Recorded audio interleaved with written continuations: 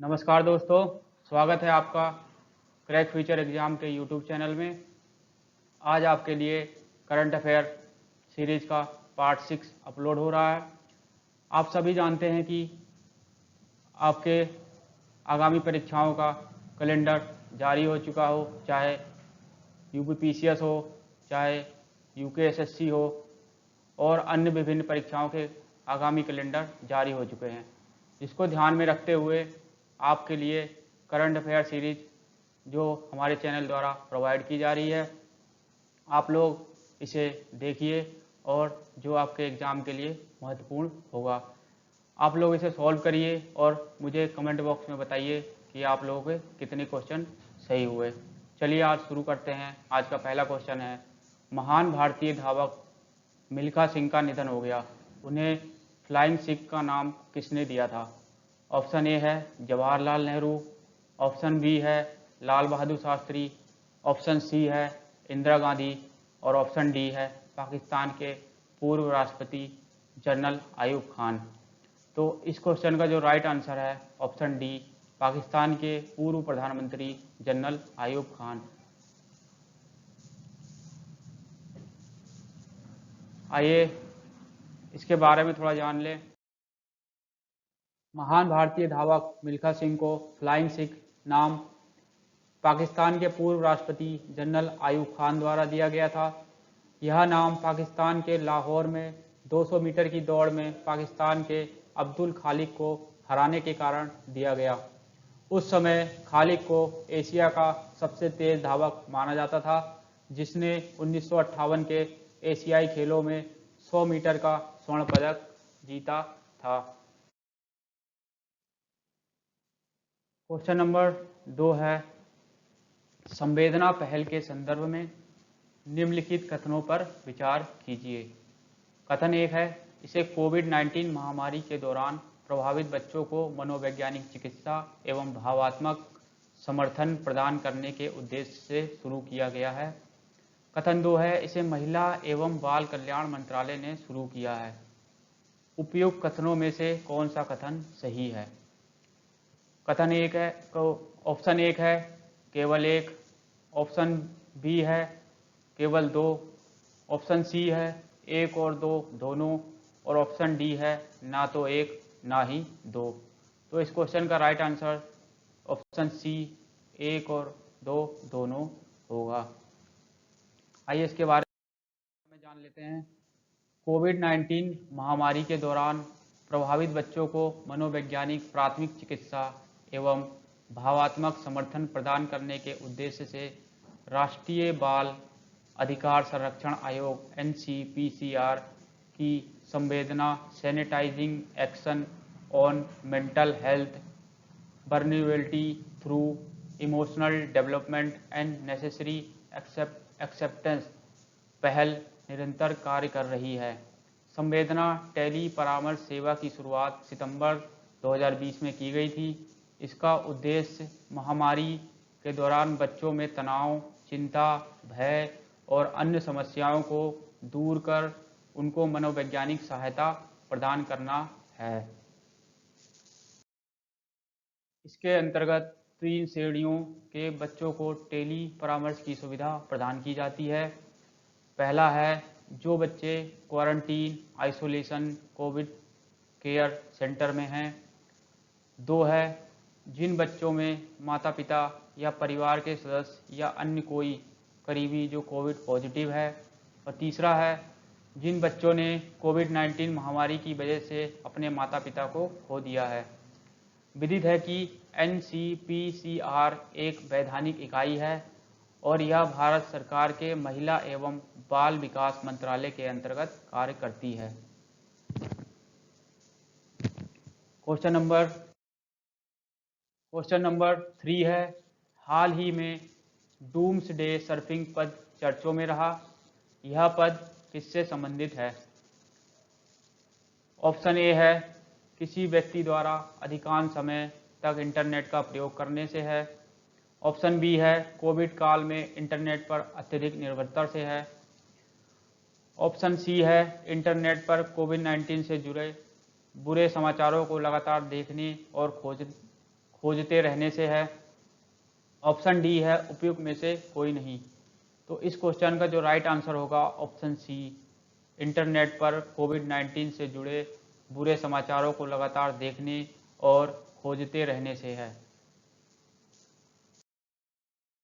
Doomsday surfing अर्थात कमायत के दिन तक सर्फिंग का तात्पर्य इंटरनेट पर बुरे समाचारों को लगातार देखते और खोजते रहना है, भले ही ये समाचार दुखद या निराशाजनक हो। कोविड-19 महामारी के दौरान अनेक लोगों को लगातार कोविड-19 के बारे में बुरे समाचारों को पढ़ते और देखते हुए पाया गया है। इस प्रक्रिया में लोग अपने सोने तथा कामकाज के समय की भी परवाह नहीं कर रहे हैं। क्वेश्चन नंबर 4 है, निम्नलिखित कथनों पर विचार कीजिए। कथन 1 है, विश्व बैंक की रिपोर्ट के अनुसार वर्ष 2020 में भारत सर्वाधिक रेमिटेंस प्राप्त करने वाला देश है। कथन 2 है, विश्व बैंक की रिपोर्ट के अनुसार वर्ष 2020 में विदेशों को धन प्रेषित करने के मामले में भी भारत शीर्ष देश है। उपयुक्त कथन में से कौन सा कथन सही है? ऑप्शन ए है केवल एक, ऑप्शन बी है केवल दो, ऑप्शन सी है एक और दो दोनों, और ऑप्शन डी है ना तो एक ना ही दो। तो इस क्वेश्चन का जो राइट आंसर होगा ऑप्शन ए, केवल एक। हाल ही में विश्व बैंक ने migration and development brief report का नया संस्करण जारी किया है। इसके अनुसार कोविड-19 महामारी के बावजूद वर्ष 2020 में प्रेषित धन का प्रवाह लचीला रहा है। ध्यातव्य है कि विदेशों में रह रहे लोगों NRI द्वारा अपने मूल देश में भेजे गए धन को प्रेषित धन या रेमिटेंस कहा जाता है। रिपोर्ट के अनुसार सर्वाधिक प्रेषित धन प्राप्त करने वाला देश भारत रहा है। इसने वर्ष 2020 में 83 बिलियन अमेरिकी डॉलर रेमिटेंस के रूप में प्राप्त किए, जो वर्ष 2019 में प्राप्त 83.3 बिलियन डॉलर की तुलना में 0.2% कम रहा। प्रेषित धन प्राप्त करने के मामले में चीन का स्थान दूसरा है। इस मामले में मैक्सिको व फिलीपींस क्रमशः तीसरे और चौथे स्थान पर रहे हैं। वहीं प्रेषित धन का सर्वाधिक बहिर्भाव संयुक्त राज्य अमेरिका से था, इसके बाद UAE, उसके बाद सऊदी अरब और स्विट्जरलैंड का स्थान रहा है। क्वेश्चन नंबर 5 है, किस देश ने 19 जून यानी जूनटीथ को नेशनल हॉलिडे घोषित किया है? ऑप्शन ए है जर्मनी, ऑप्शन बी है फ्रांस, ऑप्शन सी है रूस और ऑप्शन डी है संयुक्त राज्य अमेरिका। तो इस क्वेश्चन का जो राइट आंसर है ऑप्शन डी, संयुक्त राज्य अमेरिका। संयुक्त राज्य अमेरिका ने 19 जून यानी जूनटीथ को नेशनल हॉलिडे घोषित किया है। अमेरिका के उत्तरी राज्यों ने दास प्रथा को लेकर लड़े गए गृह युद्ध में दक्षिण के राज्यों को पराजित किया था। 19 जून 1865 को दासता का जीवन यापन कर रहे अफ्रीकी अमेरिकियों को बताया गया कि वे स्वतंत्र हैं। यह घोषणा टेक्सास के गैल्वेस्टन में की गई थी। यह दिन जूनटीथ के नाम से जाना जाने लगा। क्वेश्चन नंबर 6 है, मायून द्वीप कहाँ स्थित है? ऑप्शन ए है जिब्राल्टर जलसंधि के पास, ऑप्शन बी है हॉर्मुज जलसंधि के पास, ऑप्शन सी है बाब अल मंदेब जलसंधि के पास और ऑप्शन डी है डेविस जलसंधि के पास। तो इस क्वेश्चन का जो राइट आंसर है ऑप्शन सी, बाब अल मंदेब जलसंधि। मायून द्वीप बाब अल मंदेब जलसंधि में स्थित है। संयुक्त राज्य अमीरात समर्थित यमन के नेता ने कहा कि रणनीतिक रूप से महत्वपूर्ण इस ज्वालामुखी द्वीप पर संयुक्त राज्य अमीरात ने एयरबेस का निर्माण किया है। यह द्वीप लाल सागर का प्रवेश द्वार है। यह शिपमेंट और वाणिज्यिक कार्गो के लिए दुनिया के महत्वपूर्ण चेक पॉइंटों में से एक है। क्वेश्चन नंबर 7 है, संयुक्त राष्ट्र महासभा ने 1 जनवरी 2022 से शुरू होने वाले दूसरे कार्यकाल के लिए संयुक्त राष्ट्र महासचिव के रूप में किसे नियुक्त किया है? ऑप्शन ए है डॉक्टर हर्षवर्धन, ऑप्शन बी है एंटोनियो गुतेरेस, ऑप्शन सी है शिंजो आबे, ऑप्शन डी है महिंद्रा राजपक्षे। तो इस क्वेश्चन का जो राइट आंसर है ऑप्शन बी एंटोनियो गुतेरेस। संयुक्त राष्ट्र महासभा ने 1 जनवरी 2022 से शुरू होने वाले दूसरे कार्यकाल के लिए संयुक्त राष्ट्र महासचिव के रूप में एंटोनियो गुतेरेस को नियुक्त किया है। सुरक्षा परिषद ने सर्वसम्मति से उनके नाम की सिफारिश की थी। गुतेरेस का दूसरा कार्यकाल 1 जनवरी 2022 से शुरू होकर 31 दिसंबर 2026 को समाप्त होगा। यह कार्यकाल 5 वर्ष का होगा। क्वेश्चन नंबर 8 है, हाल ही में किस देश ने सुपर कंप्यूटर सिमोर्ग को लॉन्च किया है? ऑप्शन ए है सऊदी अरब, ऑप्शन बी है संयुक्त अरब अमीरात, ऑप्शन सी है ईरान और ऑप्शन डी है तुर्की। तो इस क्वेश्चन का जो राइट आंसर है ऑप्शन सी ईरान। हाल ही में ईरान ने अब तक का सबसे शक्तिशाली सुपर कंप्यूटर सिमोर्ग को लॉन्च किया है। यह सुपर कंप्यूटर पिछले ईरानी सुपर कंप्यूटर से 100 गुना अधिक शक्तिशाली है। सुपर कंप्यूटर का नाम सिमोर्ग पौराणिक फारसी पक्षी के नाम पर रखा गया है। सिमोर को अमीर कबीरी प्रौद्योगिकी विश्वविद्यालय तेहरान द्वारा विकसित किया गया है। ईरान द्वारा इस कंप्यूटर को पूरी तरह से ईरानी इंजीनियरों द्वारा निर्मित किए जाने का दावा किया गया है। क्वेश्चन नंबर 9 है, केंद्र सरकार ने हाइड्रोकार्बन परियोजना के प्रस्ताव को मंजूरी दी है। मंजूरी मिलते ही इसका विरोध शुरू हो गया है। यह परियोजना कहाँ शुरू की गई है? ऑप्शन ए है पुदुचेरी और कराईकल, ऑप्शन बी है रामेश्वरम, ऑप्शन सी है कन्याकुमारी और ऑप्शन डी है बॉम्बे हाई। तो इस क्वेश्चन का जो राइट आंसर है ऑप्शन ए पुदुचेरी और कराईकल। केंद्र सरकार ने पुदुचेरी और कराईकल में हाइड्रोकार्बन परियोजना के प्रस्ताव को मंजूरी दी। पुदुचेरी के मुख्यमंत्री एन रंगास्वामी ने विपक्ष के नेता आर शिवा ने पुदुचेरी और कराईकल क्षेत्र में केंद्र सरकार द्वारा प्रस्तावित इस परियोजना का विरोध करने का आग्रह किया है। उनका मानना है कि हाइड्रोकार्बन की खोज से गंभीर पर्यावरणीय समस्याएं पैदा होंगी और लोगों की आजीविका प्रभावित होगी। साथ ही साथ इस परियोजना से मछुआरे और कृषक समुदाय की आजीविका भी प्रभावित होगी। क्वेश्चन नंबर 10 है, भारत के मरुस्थलीकरण और भू-क्षरण एटलस का नवीनतम संस्करण किस मंत्रालय ने जारी किया है?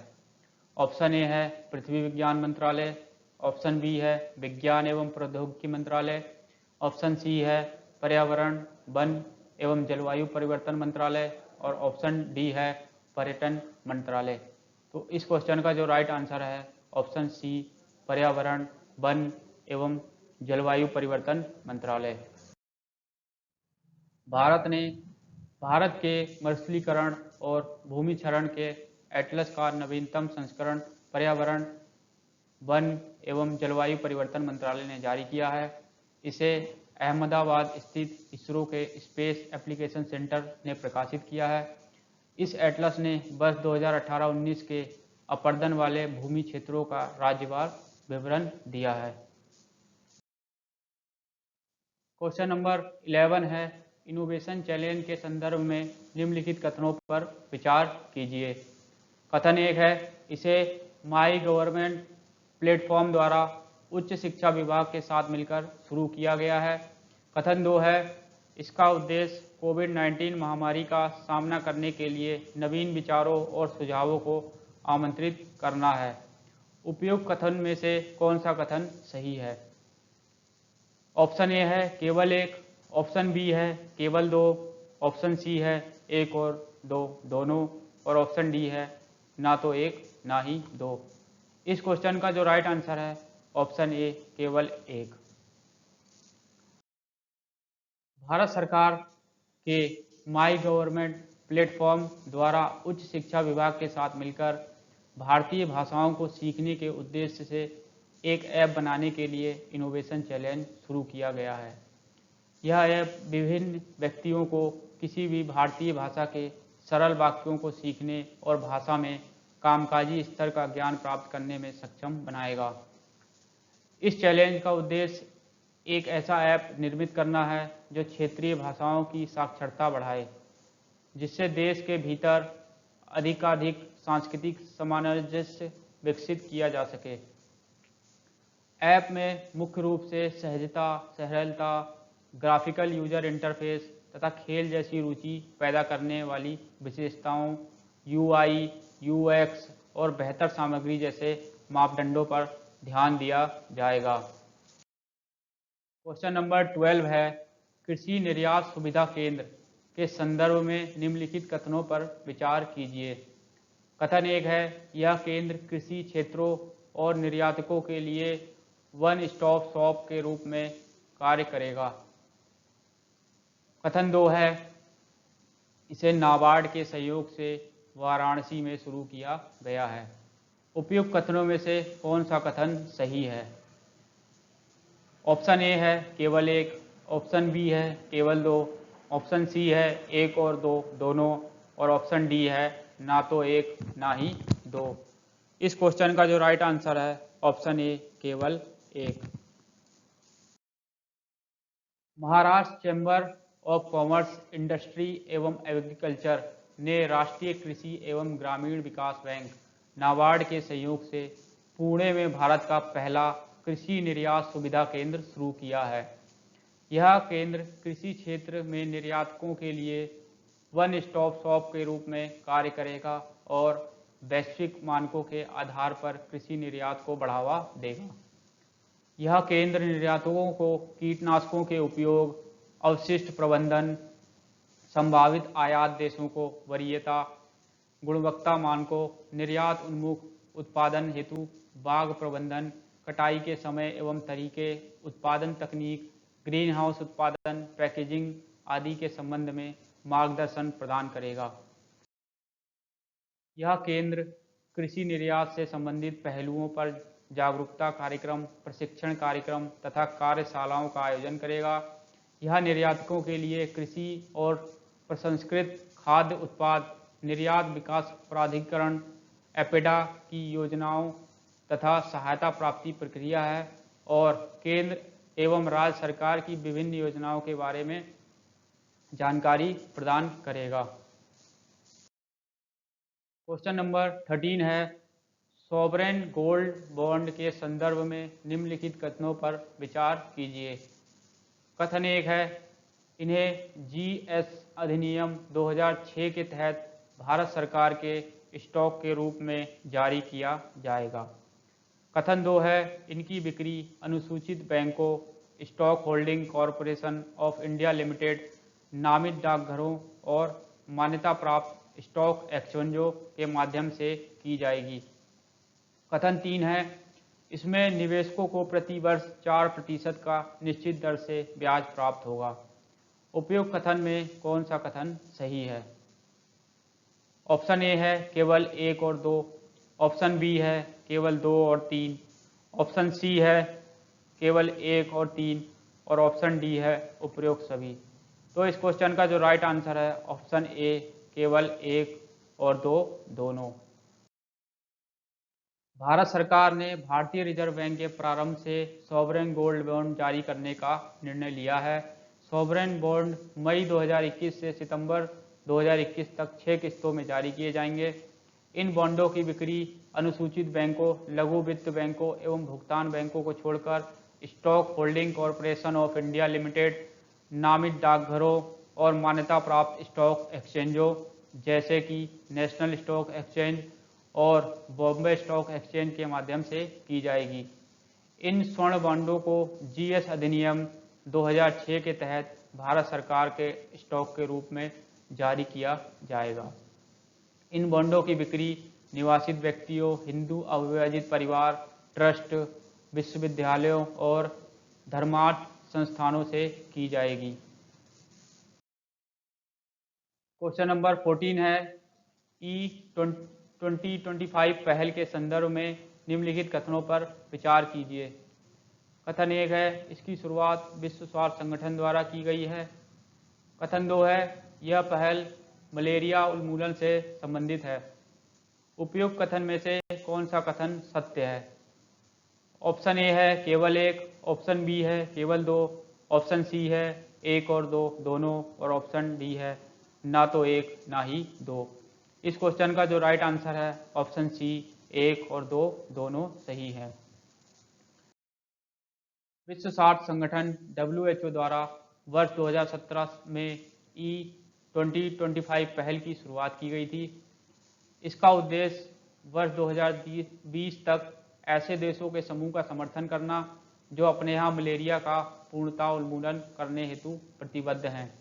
इसके अंतर्गत 5 क्षेत्रों में कुल 21 देशों की पहचान की गई जहां मलेरिया को समाप्त करने की संभावनाएं विद्यमान थी। इस पहल में शामिल देशों को WHO और उसके सहयोगियों से तकनीकी और अन्य प्रकार का सहयोग प्राप्त होगा। इस पहल के अंतर्गत विभिन्न देशों को निम्नलिखित 4 मापदंडों के आधार पर शामिल किया जाता है। पहला मापदंड है सरकारी सहायता प्राप्त उन्मूलन योजना का निर्माण। दूसरा है संबंधित देश द्वारा हाल के वर्षों में मलेरिया के मामले में निर्धारित कमी को पूरा करना। तीसरा है मलेरिया उन्मूलन हेतु सुदृढ़ मलेरिया निगरानी तथा एक नामित सरकारी एजेंसी क्षमता का विकास। चौथा है WHO द्वारा मलेरिया उन्मूलन ओवरसाइट समिति द्वारा संबंधित देश का चयन।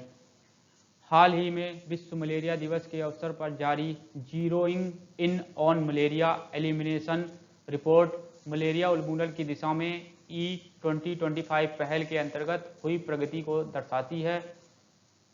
इस पहल की सफलता को देखते हुए WHO द्वारा ऐसे 25 देशों की पहचान की गई है जो अगले 5 वर्षों में अपने यहाँ मलेरिया को पूरी तरह समाप्त करने में सक्षम हैं। आज का लास्ट क्वेश्चन है क्वेश्चन नंबर 15। चीन के मंगल मिशन के संदर्भ में निम्नलिखित कथनों पर विचार कीजिए। कथन 1 है, हाल ही में चीन ने अपने पहले मार्स रोवर जूरोंग को मंगल ग्रह की सतह पर उतारा है। कथन 2 है, जूरोंग का उद्देश्य मंगल ग्रह के पर्यावरण का अध्ययन करना है। उपयुक्त कथन में कौन सा कथन सही है? ऑप्शन ए है केवल एक, ऑप्शन बी है केवल दो, ऑप्शन सी है एक और दो दोनों, और ऑप्शन डी है ना तो एक ना ही दो। तो इस क्वेश्चन का जो राइट आंसर होगा ऑप्शन सी, एक और दो दोनों सही हैं। हाल ही में चीन ने अपने पहले मार्स रोवर जूरोंग को मंगल ग्रह की सतह पर सफलतापूर्वक उतारा है। चीन में जूरोंग का अर्थ होता है आग का देवता। यह रोवर मंगल ग्रह के यूटोपिया प्लेनीशिया क्षेत्र जो इसके उत्तरी गोलार्ध में है वहां पर उतारा गया है। यह रोवर एक छोटा अंतरिक्ष रोबोट है। इसमें एक प्रोटेक्टिव कैप्सूल, एक पैराशूट और रॉकेट प्लेटफॉर्म का प्रयोग किया गया है। यह रोवर मंगल ग्रह के पर्यावरण, स्थलाकृति और मृदा संरचना से संबंधित अध्ययन करेगा और महत्वपूर्ण तस्वीरें भेजेगा। विदित है कि चीन ने जुलाई 2020 में अपना पहला मंगल मिशन तियानवेन-1 नाम से लॉन्च किया था। मैं आशा करता हूं कि आप लोगों को ये करंट अफेयर पार्ट 6 का वीडियो आप लोगों को पसंद आएगी, और आप लोगों को अगर ये पसंद आए तो इसके लिए सब्सक्राइब कीजिए और बेल आइकन को प्रेस करिए कि आपको आने वाली नई वीडियो का नोटिफिकेशन मिल सके। Thank you.